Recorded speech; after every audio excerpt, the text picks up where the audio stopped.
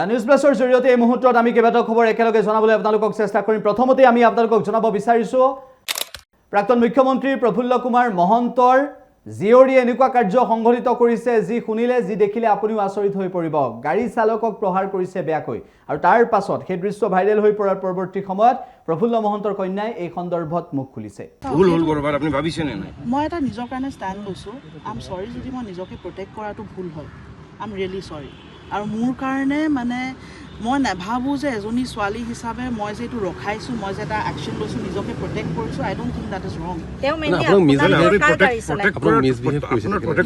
Protect কৰা ৱেটো ৰং নহয় জানো? আপুনি আৰক্ষীৰ ওচৰত যাব পাৰিলে মই কিমানবাৰ বুজালোঁ, আমাৰ ঘৰত কিমান ষ্টাফ আছে আগৰ পৰা, আপোনালোকে অহা যোৱা কৰি থাকে, আপোনালোকেও জানে।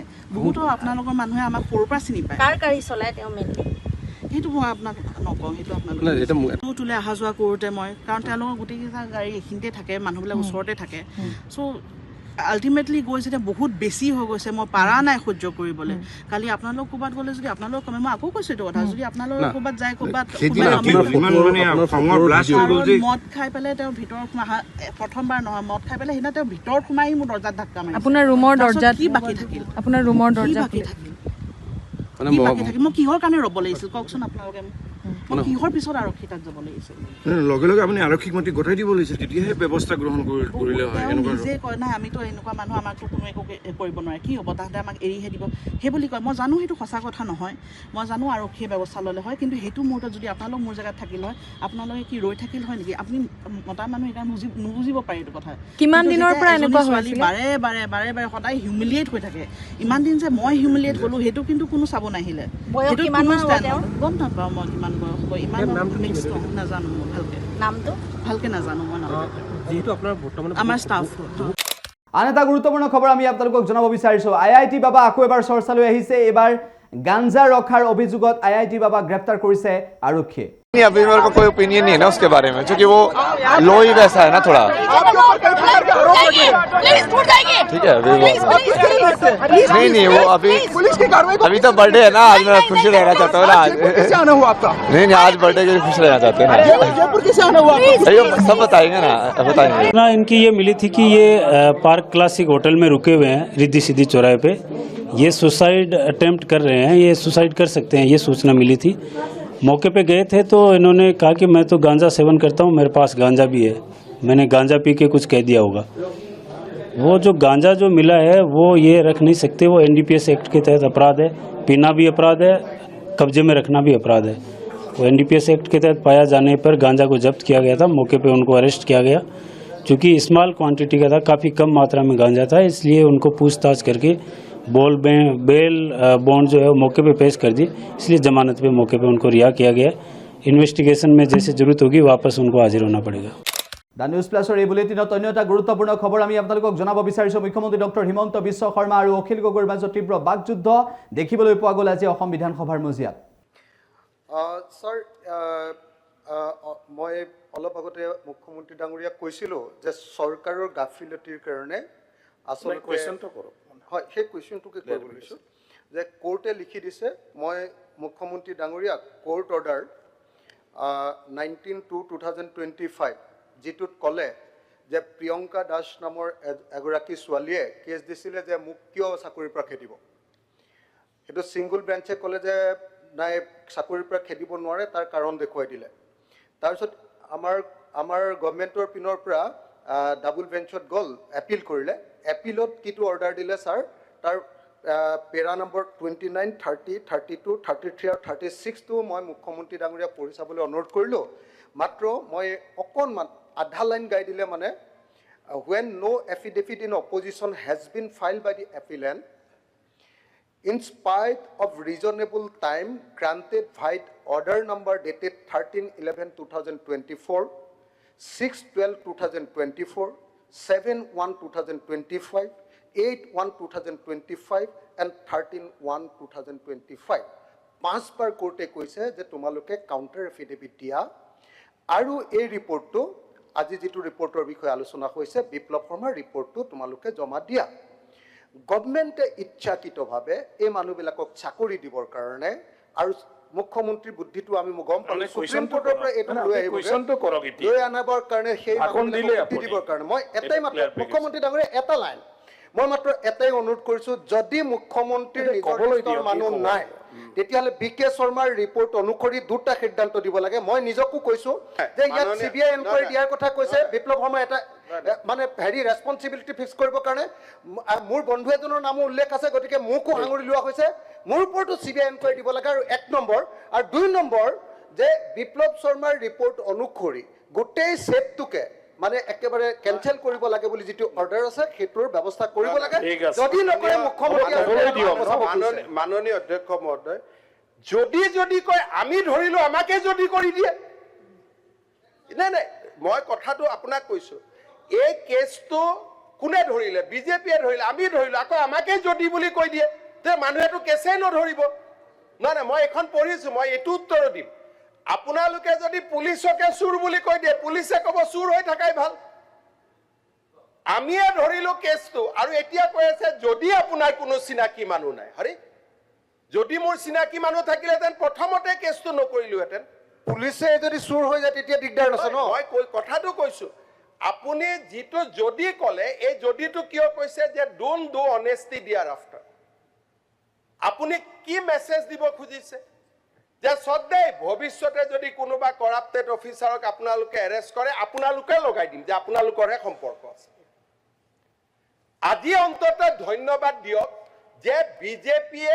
আজি ৰাকেশ পালৰ ঘটনাক জনতাৰ সন্মুখলৈকে আনিলে আজি ইমানটোলৈকে বিজেপিয়ে লৈ আহিলে আজি অসমত স্বচ্ছ নিযুক্তিৰ পৰিৱেশ এটা বিজেপিয়ে নিৰ্মাণ কৰি যদি ধন্যবাদ জনোৱাৰ সাহস নাথাকে মই নাভাবো সমালোচনা কৰাৰ নৈতিক অধিকাৰ কাবাৰ আছে নে নাই that has to be examine মাননীয় অধ্যক্ষ মহোদয় এই কেছটো পঢ়োতেই মই উচ্চ ন্যায়ালয়ৰ জাজমেণ্টৰ ওপৰত যাব খোজা নাই ডেট কেইটা আপুনিয়ে চাব যে এনেকে এফিডেভিট দিয়াৰ ডেট দিয়ে নেকি অসম বিধানসভাৰ মজিয়াত সৰব হৈ পৰিল অখিল গগৈয়ে চৰকাৰক তীব্ৰ সমালোচনা কৰা পৰিলক্ষিত হ'ল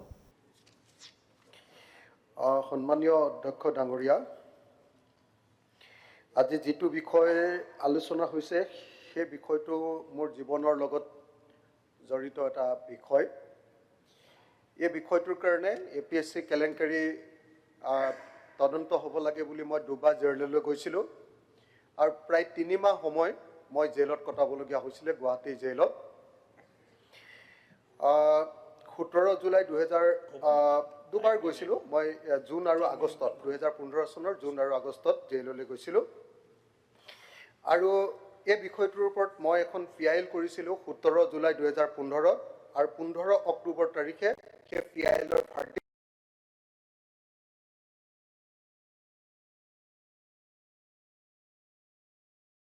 জাষ্টিছে ঘোষণা কৰিছিলে আৰু তাৰ ভিত্তিতে তদন্তবিলাক আৰম্ভ হৈছিলে আৰু মই দিয়া PILৰ কাৰণেই গোটেই বহীবিলাক মানে সংৰক্ষিত কৰিবলৈ দিয়া নিৰ্দেশৰ ফলস্বৰূপেহে কেৱল এই গোটেই তদন্তটো কৰাটো সম্ভৱপৰ হৈছিলে গতিকে এই গোটেই তদন্তৰ প্ৰক্ৰিয়াটোৰ লগত মই নিজে জড়িত আছোঁ আৰু সেইকাৰণে এই বিষয়টোৰ ওপৰত আজি কথা ক'বলৈ পাই মই নিজকে গৰ্ব অনুভৱ কৰিছোঁ অধ্যক্ষ ডাঙৰীয়া গোটেই প্ৰতিবেদনখন আমাৰ BK শৰ্মাৰ প্ৰতিবেদনখন মই থৰলি পঢ়িছিলোঁ আৰু থৰলি পঢ়োঁতে ইতিমধ্যে কেইটামান খুব ধুনীয়াকৈ আমাৰ ট্ৰেজাৰী বেঞ্চৰ মানুহে ভুৱন পেগু ডাঙৰীয়া যদিও তেওঁলোকৰ বিৰুদ্ধে মই সদায় কথা কওঁ কিন্তু আজি খুব ধুনীয়াকৈ APSC কেলেংকাৰীটোৰ ডিটেইলছবিলাক কেনেকুৱা ধৰণৰ এটা মানে সৰুৰ ধৰণৰ এটা ঘটনা ঘটিছিলে সেই কথাবিলাকৰ ডিটেইলছ এটা বৰ্ণনা দিছে গতিকে সেই বৰ্ণনাটো মই দিবলৈ নাযাওঁ কিন্তু দুটা মূল কথা মই আঙুলিয়াই দিওঁ যে এই গোটেই কেলেংকাৰীটো কেনেকুৱা আছিলে বুলি যদি কওঁ তাত একদম স্পেচিফিকেলি আমাৰ হেৰিয়ে কৈ দিছে যে এই কেলেংকাৰীটোৰ আচল ৰূপটো কেনেকুৱা কৈছিলে the basic point irrespective of such an argument the basic point is that the gravamen of the charge in the present case is not in regard to the taint which attached to a specific group of persons, but to the sanctity of the recruitment process as a whole. Needless to say that when the credibility of the entire CCE 2030 stand vitiated by systemic illegality, the issue then is not about seeking to identify the candidates who are tainted. The nature of the malpractices and fraud perpetrated in CCE 2013, as recorded in this report, based on evidence, demolished the very credibility of the process of selection itself and to what extent it had eroded. আৰু এই কথাকেইটা কৈ কমিটিখনে এটা recommendation দিছে ৰিকমেণ্ডেশ্যনটো দি কৈছে যে in the above circumstances it is now for the government of Assam to take a call and decide as to whether the entire CCE 2013 selection should be set aside and also whether there should be investigation in respect of at least CCE 2014. The kind of shocking, unconscionable malpractices that were resorted to by Sri Rakesh Kumar Paul and his coterie deserve such kind of consideration to bring back public confidence in APSC. মূল কথাটো হ'ল তেখেতে কৈছে যে এটো সৰু সুৰা কেলেংকাৰী নহয়, গোটেই সিস্টেমটো ভাঙি চিঙি পেলোৱা কেলেংকাৰী। আমি ক'বই লাগিব যে আমাৰ অসমৰ ইতিহাসৰ আটাইতকৈ বেয়া কেলেংকাৰীটোৰ নামে হ'ল APSC কেলেংকাৰী, আটাইতকৈ বেয়া কেলেংকাৰী। আৰু আটাইতকৈ এই বেয়া কেলেংকাৰীটো সংগঠিত কৰাৰ ক্ষেত্ৰত কৈছে যে ই সিস্টেমটোক এনেকুৱা ধৰণে ভাঙি পেলাইছিলে, সিস্টেমটোক এনেকুৱা ধৰণে ভাঙি পেলোৱা কাৰবাৰটোক মাফিয়া ৰাজ বুলি কয়। APSCত এনেকুৱা ধৰণৰ মাফিয়া ৰাজ হৈছিলে যে ইয়াত কোনজন মানুহে গণ্ডগোল কৰিছিলে, কোনজন কেণ্ডিডেটক জেল দিব লাগে, কোনজন দোষী, সেইটো ইম্পৰ্টেণ্ট কথা নহয়, গোটেই সিস্টেমটো গণ্ডগোল হৈছিলে। গতিকে এই নিযুক্তিৰ দ্বাৰা যিবিলাক মানুহে উপকৃত হৈছিলে, যিবিলাকক চাকৰি দিছিলে, সকলোৰে চাকৰি বানচাল কৰাটো নাকচ কৰি দিয়াটো উচিত বুলি ইয়াত ৰিপৰ্ট দিয়া হৈছে। মই ভাবোঁ অধ্যক্ষ ডাঙৰীয়া, ৰিপৰ্টটো সম্পৰ্কে যিয়ে আলোচনা নকৰোঁ লাগিলে আটাইতকৈ মানে যিটো লজিকেল কনক্লুজনত আমি বিধানসভা আহিব লাগিব সেইটো হ'ল যে 2013 আৰু 2014 চনৰ CCEৰ যি পৰাধিক নিযুক্তি লাভ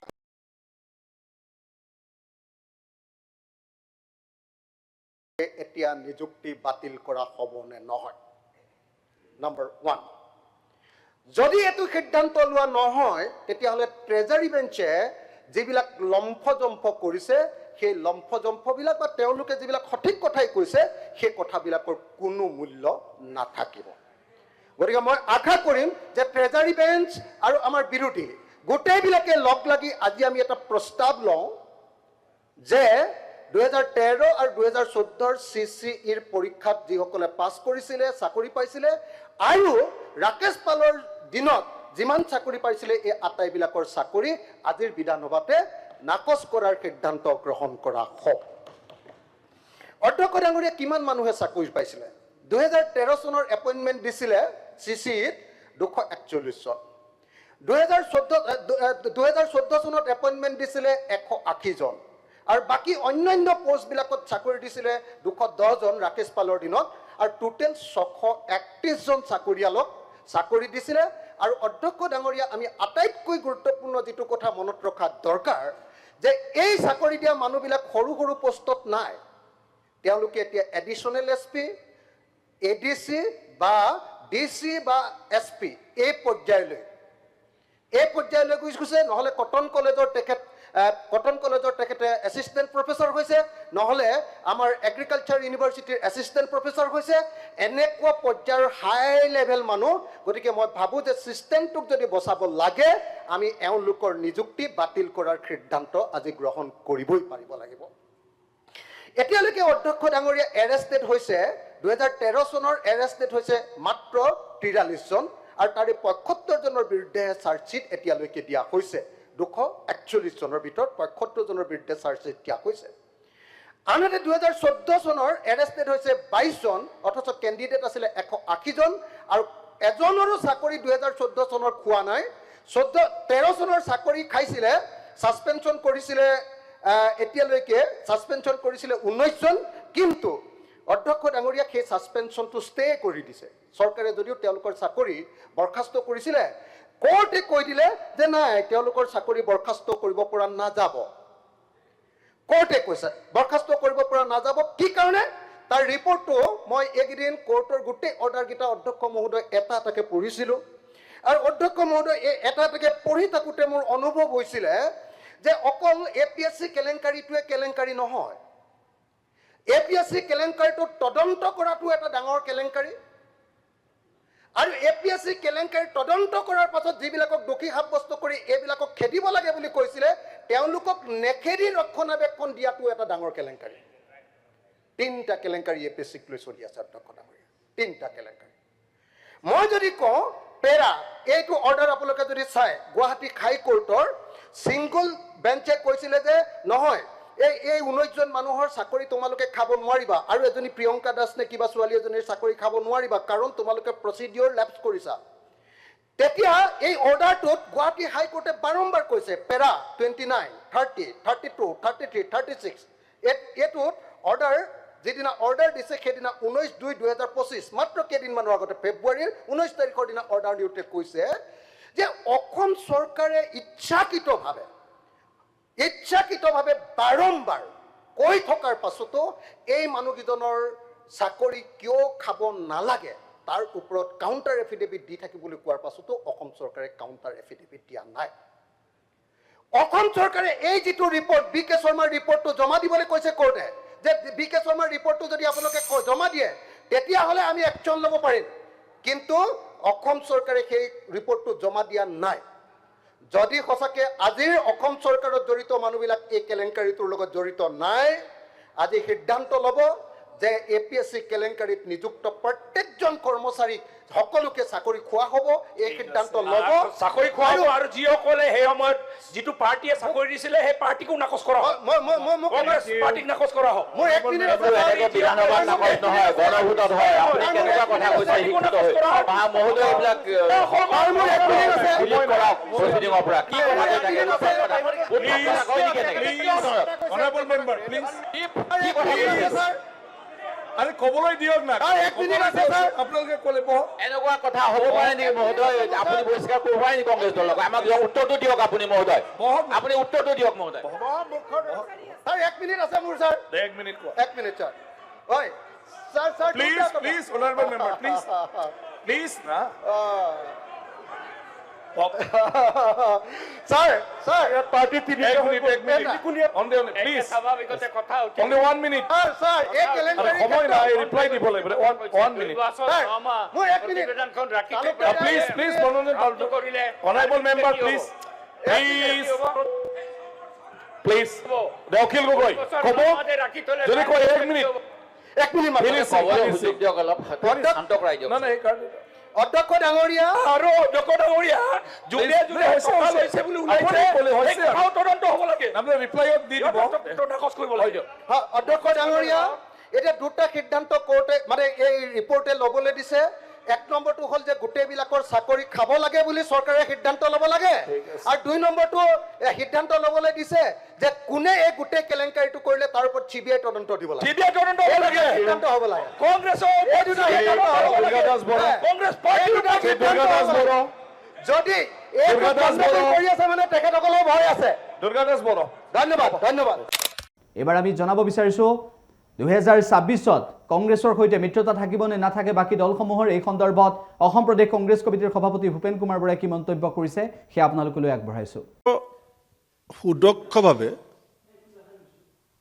খুব চিন্তাশীলভাৱে তেখেতসকলে সেইদিনাখন এটা পাঠদান বুলি ক'লেও ভুল নহ'ব, হীৰেণ গোহাঁই ডাঙৰীয়া স্বাক্ষৰিত এটা পাঠদান হৈছে তাত, যিটো মই একমত।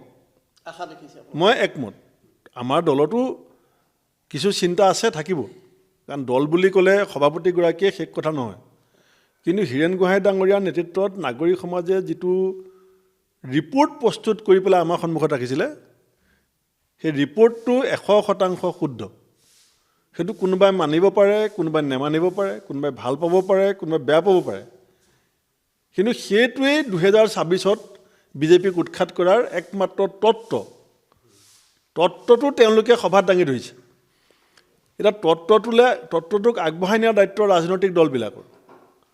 গতিকে দলবিলাকে কিমান গভীৰভাৱে বিষয়টো বিশ্লেষণ কৰিব সিমানে এটা গুৰুত্ব বৃদ্ধি পাব। আজি দেখিলোঁ যে আপোনালোকৰ জাকিৰ হুছেইন চিকদাৰে কৈছে, মই ফেচবুকত যিটো দিছোঁ, অসমৰ সংবাদ মাধ্যমে কালি সেইটো প্ৰচাৰ কৰোঁতে যিখিনি কথা কৈছে একো ভুল কথা কোৱা নাই। কবিগুৰু ৰবীন্দ্ৰনাথ ঠাকুৰে এইটো বিখ্যাত এটি কবিতাৰ কলি, যাক কিশোৰ কুমাৰ ডাঙৰীয়াই গান হিচাপে গাইছিলে, তাত কৈছে যদি তোৰ ডাক চুনে কেও না আছে তবে একলা চলৰে। আপুনি কথাটো চাব, তাত ইফটো আছে। যদি তোৰ কথা শুনি কোনো নাহে, পথটো যদি শুদ্ধ, তেতিয়াহ'লে তই সেই পথটোত অকলে যা। অৰ্থাৎ বিজেপি বিৰোধী কংগ্ৰেছৰ যিটো আপোচবিহীন নিৰবিচ্ছিন্ন সংগ্ৰাম, সাম্প্ৰদায়িক বিভাজনৰ ৰাজনীতিৰ বিৰুদ্ধে কংগ্ৰেছৰ যিটো আপোচবিহীন নিৰবিচ্ছিন্ন সংগ্ৰাম, এই সংগ্ৰামটোত আমি সংগী বিচাৰিছোঁ। আৰু কবিগুৰু ৰবীন্দ্ৰনাথ ঠাকুৰে কৈছে যে যদি তোৰ ডাক চুনি কেও না আছে তবে একলা চলৰে। মানে যদি তোক কোনোবাই সং দিয়ে একেলগে যা, যদি সং নিদিয়ে বাটটো যদি শুদ্ধ তই অকলে যা। গতিকে তাত ইফ আৰু বাট দুইটা আছে।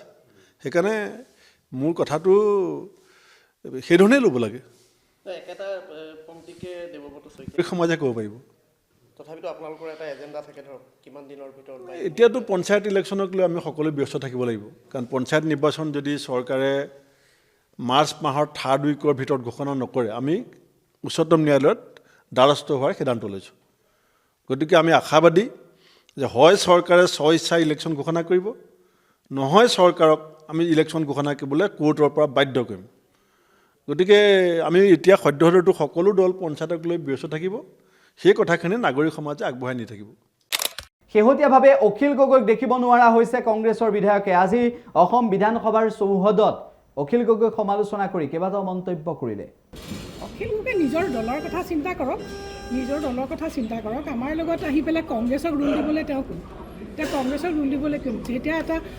যেতিয়া সকলো মিলি পেলাই এটা দল গঠন কৰিব যাওঁ, তেতিয়া সকলোৱে বুজা পৰা থাকিব লাগিব। তেওঁ আকৌ উল্টাই নিজে ৰুল দিয়ে। গতিকে সেইটোততো আমি কংগ্ৰেছ দলে কেতিয়াও ছাপোৰ্ট নকৰোঁ। কংগ্ৰেছ যেতিয়া আমি বিৰোধী এটা মঞ্চ গঠন কৰিব গৈছোঁ বিজেপিৰ এগেইনষ্টে, তেতিয়া তেওঁলোকে অখিল গগৈ হওক বা যিকোনো ব্যক্তিয়ে হওক, মই কংগ্ৰেছৰে কথা কৈছোঁ, আমি মাজত তেওঁলোকৰ গোটেই দলখিনিৰ মাজত এটা আন্তৰিকতা থাকিব লাগিব, সমিল মিলে আলোচনা হ'ব লাগিব। তাৰ পৰিৱৰ্তে তেওঁলোকে যদি কয় কংগ্ৰেছে অমুক কৰক, আমি কংগ্ৰেছৰ বদনাম শুনিবৰ কাৰণে সেই মিটিঙত কোনো যোৱা নাছিলে। Thank you. ঐক্য মঞ্চটো অৰ্থটোৱে তেওঁলোকে যদি ভালকৈ হৃদয়ংগম কৰিব নোৱাৰে, আপুনি নাভাবে যে কংগ্ৰেছ আজিও অখিলক লাগে, কিন্তু অকলেও খেলিব পৰাকৈ সক্ষম হৈ আছে কংগ্ৰেছ? সেইটো ভাবে? আমি সঁচা কথা ক'ব গ'লে আমি বিচাৰিছিলোঁ যে গোটেই বিৰোধী বিজেপিৰ এগেইনষ্টে আমি এটা সকলো মিলি পেলাই এটা ঐক্যমঞ্চ গঠন কৰিবলৈ আমি খুজি আছোঁ। সকলোকে লগত লৈ অসমবাসী ৰাইজৰ স্বাৰ্থত আমি এইটো বিচাৰি আছিলোঁ। কিন্তু তেওঁলোকে যেতিয়া হ'বলৈ নিদিয়ে তেতিয়াতো আৰু উপায় নাই। কিন্তু এটা কথা, আমি কংগ্ৰেছ অকলে যুঁজিবলৈ সাজু। এইটো তেওঁৰ ভাষ্য, তেওঁতো জানে বিধানসভাটো কেনেকুৱা ওলট পলট কথা কৈ থাকে। এইটো তেওঁৰ ভাষ্য, সকলোৰে ভাষ্য। গতিকে নিৰ্বাচন আহিব, নিৰ্বাচন যাব, কংগ্ৰেছ দলে নিজৰ নীতি আদৰ্শৰে কাম কৰি যাব। আজি যি প্ৰসংগ ৰাজ্যখনত চলি আছে বা যিবিলাক কথা আপোনালোকে বিভিন্নজনে সুধিম বুলি ভাবি আছে, সুধি আছে, একেবাৰে স্পষ্টভাৱে কংগ্ৰেছ দলে আহি থকা সময়খিনিত 2026 চনৰ বিধানসভা নিৰ্বাচনত ৰাজ্যখনৰ শাসনৰ পৰা বিজেপিক বিদায় দিব বিচাৰে। সেয়া অসমৰ ৰাইজৰ আহ্বান, অসমীয়া জাতিৰ আহ্বান। অসম আৰু অসমীয়া জাতিৰ স্বাৰ্থত কংগ্ৰেছ দলে আহি থকা সময়খিনিত সকলোকে লৈ, ধৰ্ম নিৰপেক্ষ নীতিত বিশ্বাসীসকলক লৈ একেলগে নিৰ্বাচন খেলাৰ কাৰণে পণ লৈছে, সিদ্ধান্ত লৈছে, সংকল্প লৈছে। উদাহৰণস্বৰূপে যদি আপোনালোকক কওঁ যে কংগ্ৰেছ দলে কিমান মহানুভৱতা দেখুৱাইছে, কংগ্ৰেছ দলে কিমান মহানুভৱতা দেখুৱাইছে, এই কথাবিলাক যদি আপোনালোকক ক'বলৈ যাওঁ তেনেহ'লে আপোনালোকে লক্ষ্য কৰিব যে যোৱা কিছুদিন ধৰি প্ৰয়াত প্ৰাক্তন মুখ্যমন্ত্ৰী তৰুণ গগৈ ডাঙৰীয়াক কোনোবাই সমালোচনা কৰিছে। আমাৰ দলৰ জ্যেষ্ঠ 3-4জন নেতাক মুকলিকৈ সংবাদ মাধ্যমত সমালোচনা কৰিছে। তাৰ পিছতো বিজেপিক ৰাজ্যখনৰ ক্ষমতাৰ পৰা বিদায় দিয়াৰ স্বাৰ্থত মহানৱতা লৈ আমাৰ দলৰ ৰাজ্যিক সভাপতি ভূপেন কুমাৰ বৰা ডাঙৰীয়া, আমাৰ দলৰ জ্যেষ্ঠ নেতা সাংসদ উদ্যুৎ বৰদলৈ ডাঙৰীয়াও গৈ একেলগে আলোচনাত মিলিত হৈছে, লক্ষ্য এটাই বিজেপিক বিদায় দিয়া। এবাৰ মীৰা বৰঠাকুৰ সৰব হৈ পৰিছে। মুখ্যমন্ত্ৰী ডক্টৰ হিমন্ত বিশ্ব শৰ্মাক সমালোচনা কৰিছে আৰু একেটা সময়তে মিত্ৰতা সন্দৰ্ভত কি হ'ব সেয়া কংগ্ৰেছ নেত্ৰী মীৰা বৰঠাকুৰে উল্লেখ কৰিছে। চাওক, ঝুমুৰটো যদি বিশ্ব ৰেকৰ্ড হয় আমি বেয়া পাবলগীয়া নাই। ঝুমুৰ আমিও চাইছোঁ ন্যায়িকে হৈছে। যোনে ঝুমুৰৰ নৃত্য মানে আখৰা কৰিছে, শিকাইছে, তেওঁলোকক আমি ক্ৰেডিট দিছোঁ যে তেওঁলোকে ঝুমুৰটো খুব ধুনীয়াকৈ এটা বিনন্দীয়া হিচাপে পৰিৱেশন কৰিছে। 8,500 ঝুমুৰত ল'ৰা ছোৱালীয়ে অংশগ্ৰহণ কৰিছে। কিন্তু পৰীক্ষাৰ সময়ত পাতিছে। আমি এনেকুৱাও অভিভাৱক দেখিছোঁ পৰীক্ষা বাদ দি পেলাই ঝুমুৰ নাচিবৰ কাৰণে লৈ গৈছে। সমান্তৰালভাৱে আকৌ এফালে ঝুমুৰ হৈ আছে, আনফালে আকৌ চাহ শ্ৰমিকসকলে 351 টকা তেওঁলোকৰ ন্যায্য প্ৰাপ্য বিচাৰি পেলাই প্ৰতিবাদ কৰিছে। 351 টকা বাদ দিয়ক, আজি 3 মাহ ধৰি বহু বাগানত তেওঁলোকৰ যিটো প্ৰাপ্য বোনাছ সেই পইচাবিলাক তেওঁলোকে পোৱা নাই। গতিকে মই সদায় কৈ আছোঁ, হিমন্ত বিশ্ব শৰ্মাই হাল এৰি শিয়াল খেদিছে। হিমন্ত শৰ্মাই সদায় এখন উৎসৱ আৰু মেলাৰ যোগেদি মানুহক মানে যেনেকৈ ব্ৰিটিছে মানে আপোনাৰ কানি খুৱাই মানুহক মানে এনেকুৱা এটা অৱস্থালৈ লৈ গৈছিলে, চিন্তা কৰিব পৰা নোৱাৰা এটা পৰিৱেশলৈ লৈ গৈছিলে, এই কামবিলাক হিমন্ত বিশ্ব শৰ্মাই আগতেই কৰিছে। আপুনি ঝুমুৰৰ কথা কেৱল ক'লে নহ'ব, নমামী ব্ৰহ্মপুত্ৰ পাতিছিলে, ব্ৰহ্মপুত্ৰ খনন কৰিম বুলি কৈছিলে, তেওঁলোকে বৰাক মানে পূজন পাতিলে, বিহু বিনন্দীয়া কৰিলে, বিহু বিনন্দীয়াত বিহু বিশ্ব ৰেকৰ্ডৰ কথা ক'লে। আপোনালোকে ইতিমধ্যে গম পাইছে বিশ্ব ৰেকৰ্ড বুলি ইয়াতহে কথাবিলাক মিডিয়াত কৈ থাকে। আপুনি বিশ্বৰ জাপানত গৈ বিহুৰ কথা সুধিলে গম পাব নেকি? কোনেও গম নাপায়। আপুনি অষ্ট্ৰেলিয়াত গৈ বিহু যে ইয়াত হৈছিলে কাৰোবাৰ মনত আছে নেকি? আমেৰিকাত গৈ কাৰোবাৰ বিহুৰ কথা মনত আছে নেকি? এই কথাবিলাক হিমন্ত বিশ্ব শৰ্মাই এইকাৰণেই কৰে, এইবিলাক কৰিলে পেণ্ডেলত পইচা যায়। আপুনি দেখিছে আজি তাৰিখত বিহুৰ নামত চোফাত 2.5 লাখ টকাকৈ ভাড়া লগাইছে, এখন চকী 900 টকাকৈ ভাড়া টানিছে। গতিকে ৰং দিওঁতে তেওঁলোকে কিমান টকাকৈ ভাড়া লৈছে।